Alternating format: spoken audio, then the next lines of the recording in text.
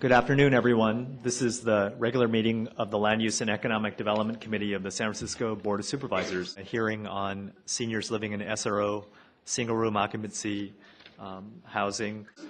Chair Marr mentioned, in San Francisco, our total population has grown from 723,959 in 1990 to 805,235 in 2010.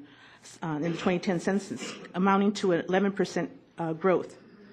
The population of the persons 60 plus make up 19.2% of the population. And San Francisco seniors continue to make up a higher proportion of the city's population than they do statewide or even nationally. This trend is expected to continue over the next 10 years. And in fact, the age bracket of 85 plus was the fastest growing segment in the last 2 decades, increasing by 44%. These are the elders that are more likely to be in need of long-term care services due to the higher prevalence of chronic illness, dementia, mobility limitations, and self-care limitations. Aging in place is not only the personal preference for many, it also makes the most economical and socially just method. What we hope to bring forward today is the question: even though we are striving for an aging in place model, what does that mean for someone living in an SRO in San Francisco? Again, my name is Sari Billick, and I work at the Central City SRO Collaborative. So I'm going to present some of the results of the survey, and it's not going to be, we don't have time to go over everything, but I've just picked out some parts that we wanted to share today. So our survey findings are based on 150 surveys that were collected from seniors and adults with disabilities who live in SROs. I guess I'll read you the list of concerns. Is visitor policy violations, other infestations, meaning other than bed bugs, electrical problems, maintenance and repairs, musical rooming or establishing tenancy, problems receiving mail, dirty needles, lack of nutrition and access to food, physical inaccessibility of building, bed bugs, fire safety, plumbing problems, harassment, disrespect, isolation, unsanitary bathrooms, lack of heat, ventilation problems, personal safety, and then we have other and no response. So it was in a different question. So the top 3 most common responses to this question were bed bugs, other infestations besides bed bugs, and electrical problems. Other common problems included visitor policy violations, harassment, and unsanitary bathrooms. So I just want to show a couple photos of examples of both infestations and unsanitary bathrooms. So if we could zoom out a little bit. That's great actually. This is an example of bed bugs. So this is a mattress with bed bugs in it. The next picture I want to show is a senior who has a bedbug infestation and just an example of bedbug bites. The next picture is just an example of mice. This was one room that had 3 mice that were caught on a trap.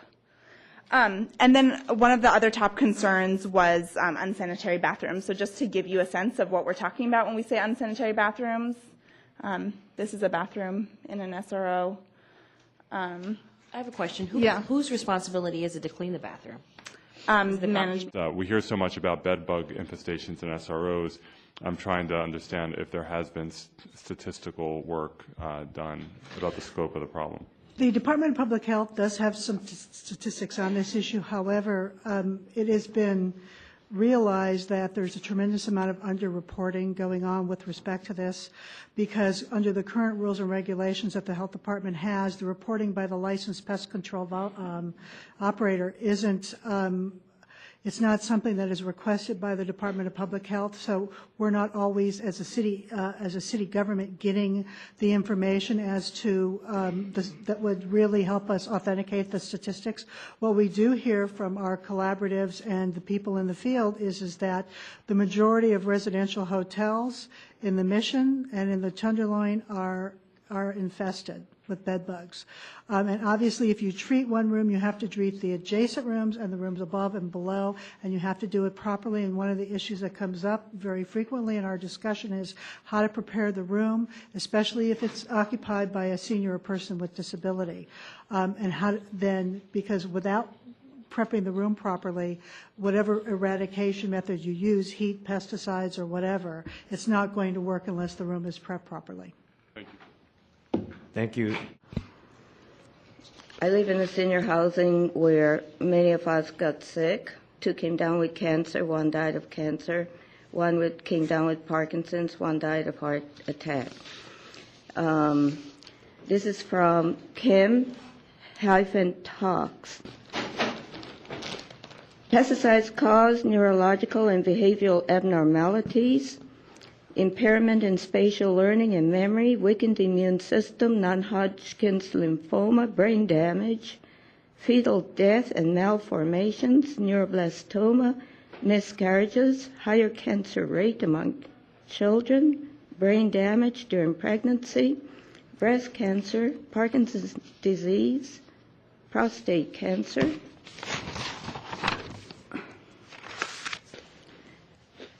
hyperactivity, birth defects, ADD, attention deficit disorder, immune system problems, brain and lung cancer, male infertility, pet bladder cancer, and long-term infertility. Pesticides also can last for several months after being sprayed. The way the city does it, we're inundated by pesticides for over a year, and I would just like, and I came down with eczema. Thank you. Next speaker. As an outreach worker, I go in and out of these hotels all the time. I see the conditions. I saw the pictures that they showed earlier. I see these conditions firsthand.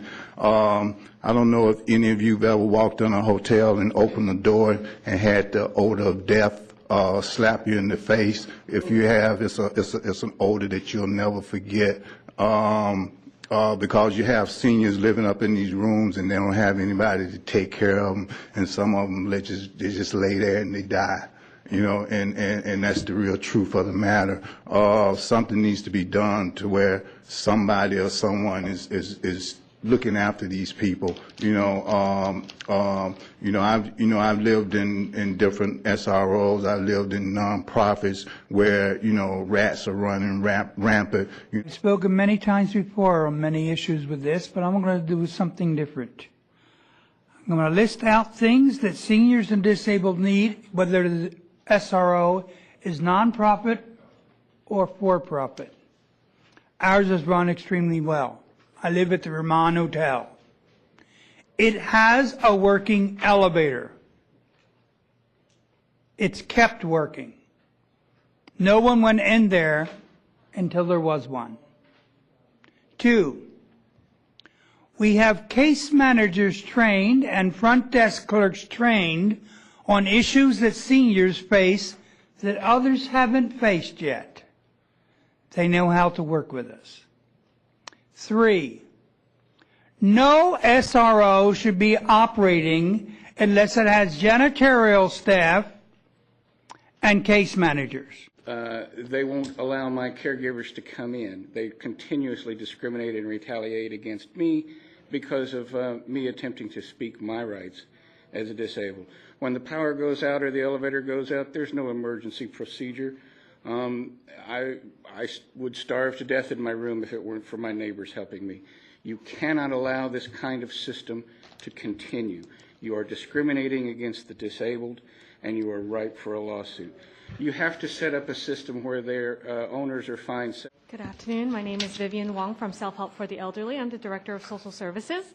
And under our program, we have case management and housing counseling, and also we're part of the Transitional Care Network. So when we work with a large volume of our clients, Again, our clients are fearful to speak in coming today, but speaking on behalf of them, some of the issues that I won't repeat since they're repetitive, but there are some that have not been mentioned is the fact that a lot of the private and space per unit is very limited to SROs. So when we work with clients that might be transitional and discharging from hospitals, we can't put the equipment they need even temporarily in their unit, including a commode or a walker or even a wheelchair. As you can see in some of the pictures in the Chinatown units, they're less than that ADA requirement of 3 feet of space after they put in their bed and whatever they need for usage. The other thing is that for home-delivered meals contracted by the city, we can only provide 1 home-delivered meal per day per client. So for a lot of homebound clients that might be transitioning or homebound long-term, they will not get a second meal from a city contract. So unless they have fundings that could go purchase the groceries and or hire a health worker that could do that for them, they will be at home eating only 1 meal a day. Any moment. Good afternoon, Supervisors. Thomas Piccarello, Senior and an SRO. First, I want to thank Chairperson Marr for holding this hearing. It is certainly long overdue. I just want to highlight a couple of the points in the survey. 27% of the seniors have no working elevators. And the survey was based on the better nonprofits versus the private SROs. So certainly the statistics would be higher if there was more investigation of the profit SROs. Secondly, the waiting list for affordable housing for seniors, 6 to 20 years, 15%. 15% of your seniors have been waiting 6 to 20 years for affordable housing. Shame on you. Seniors should not be living in SROs. Because of your lack of code enforcement, seniors should not be living in SROs. You need to prioritize and allow them into affordable housing. If your parents knew how you treated seniors in SROs, they would be very unhappy with you. One other thing, when a senior becomes age 62 in this city, he or she is forced off of general assistance and has to receive early Social Security retirement. What that does is that senior loses thousands, if not hundreds of thousands of dollars by being required to take early Social Security retirement, but the senior also loses the housing subsidy. Next speaker. Good afternoon, Supervisors. I'm Seth Katzman from Conard House. I'm the Director of Supportive Housing and also the Director of our Representative Payee programs. I'm also an appointed member of the SRO Health and Safety Task Force. Today I'm speaking. Conard House right now has no bed bugs. Now, that won't last forever, but I challenge any single private SRO in San Francisco to come up with no bed bugs at any time. It's because they're too busy making money to spend money on taking care of these buildings. That's the disgrace here, Supervisors, is that I'm on the SRO task force with them. They're making too much money, and they deny it, but anyway, I'm out of time. I just want you to know I'm sick of this, and you should be sick of it too. These are your constituents, and they're mine. We need you to toughen the ordinances. We need you to toughen enforcement. We need you to support DBI and help them have more inspectors. And we need Thank you, Mr. Katzman. Thank you. Supervisor Wiener has a question. Mr. Katzman. It's impressive that you don't have any bed bugs. And so Right now. Do you find it's more about, I'm sure it's both prevention and responding, but what are the most effective strategies, assuming that we had all operators really focusing and wanting to do the right thing? Sure. Yeah, all operators are not wanting to do the right thing. Assuming. Oh, assuming.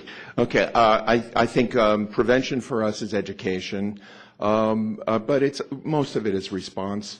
I mean, we're lucky to have case managers, and the case managers can work with people who are afraid to clean up, afraid to let people in to prepare their rooms, to clean their rooms.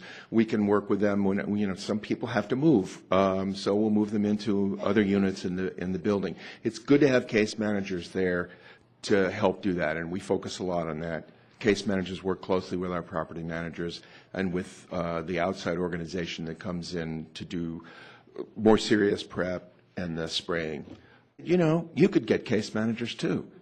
I said, you could hire, among your association, you could hire 2 case managers, and you'd save money. And essentially, I was met with a stony silence. Thank you. Thank you. Next speaker.